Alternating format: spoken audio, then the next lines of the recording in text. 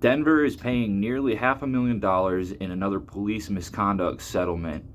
It's one of the largest payouts dating back to the George Floyd protests for a person who was injured and did not need surgery.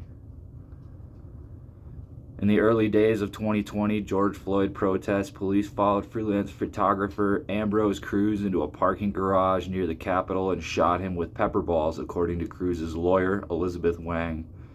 The pepper balls injured Cruz's eye and bruised his face. Like dozens of protesters that night, police arrested Cruz for violating a curfew put in place by former Mayor Michael Hancock. But prosecutors later dropped the charges, like they did with so many arrests from the summer of protests. And last year, Cruz was part of a $4.72 million class action settlement involving more than 300 people arrested for violating curfew. Lawyers claim police leadership told officers to only enforce the curfew for people who looked like protesters violating their First Amendment rights. Now the city is paying Cruz another $437,500 over his injuries from that night.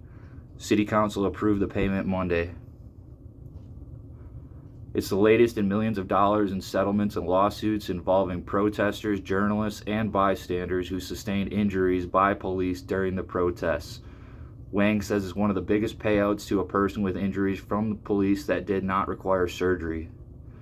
We're still reeling 4 years on from the actions of Denver and the DPD during the protests, and I can only hope that Denver has at least in some way learned its lesson from their experience during the protest and the aftermath, Wang said.